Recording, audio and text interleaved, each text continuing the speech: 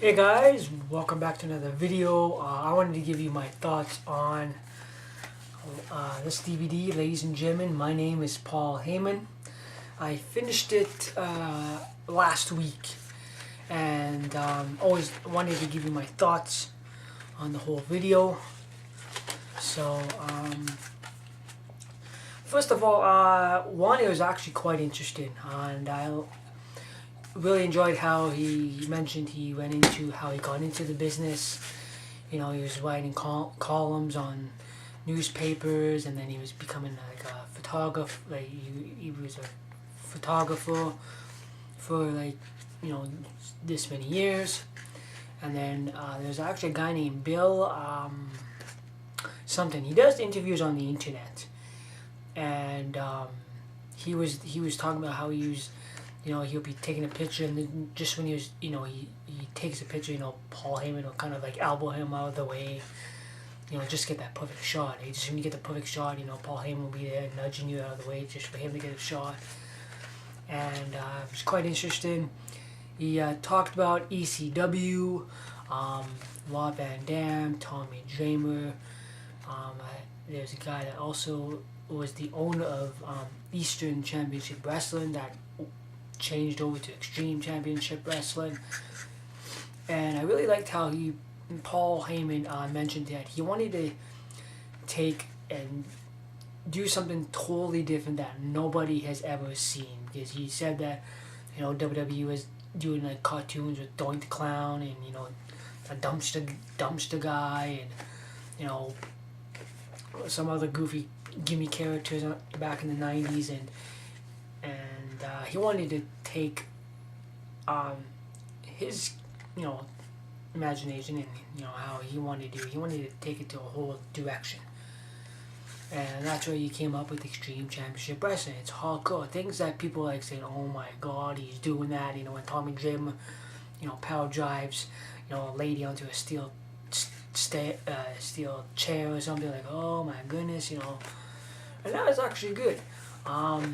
But that's what he did, and he wanted to do something that people never saw on television. And he said that there are things that they did that, you know, kind of pushed the boundaries, you know, like maybe they crossed the line, but like he said, you don't cross the line till you, there's no line that you cannot cross till you actually physically cross it, right? And that's what he did. And as far as his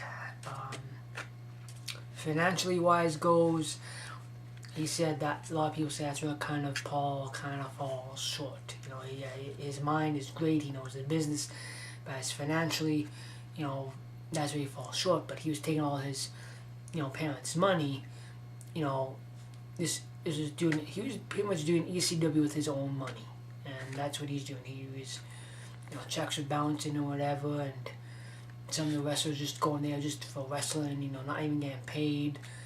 A lot of people thought those wrestlers were crazy because, you know, you're working for nothing, and it's like, oh no, they're doing something that they love. You know, Rob Van Dam, Tommy Dreamer, Taz, they believed in Paul Heyman.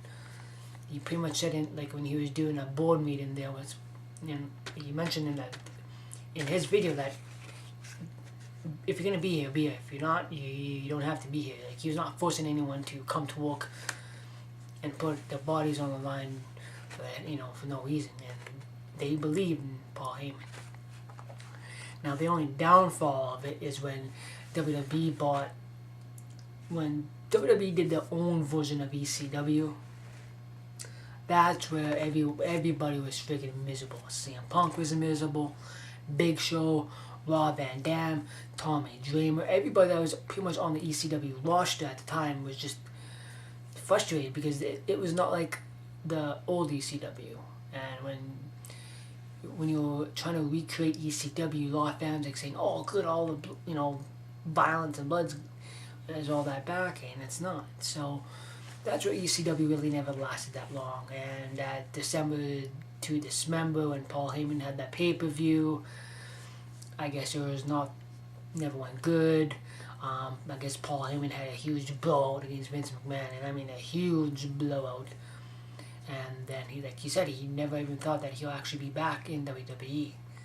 And then when Brock Lesnar came back in 2012, WWE said, well, we'll put you back with Brock Lesnar. Because that's when Brock Lesnar came in, Paul Heyman was obviously his manager, and then Lesnar left for a few years, and then he came back. Like Paul said, he was with Lesnar when he was in UFC, so Paul Heyman did have a huge, huge thing with Brock Lesnar. He on his career. Brock Lesnar, Paul Heyman had a huge impact in Brock Lesnar's career. That's what I wanted to say. And it was actually quite interesting. I really never watched the extra 2 discs. But it was quite interesting. I really enjoyed it. And yeah, so that's my thoughts on Paul Heyman, ladies and gentlemen. My name is Paul Heyman. And I'll stay tuned because I'm going to do my Macho Man Randy Savage story and my thoughts on that DVD. So stay tuned for that. Thanks for watching.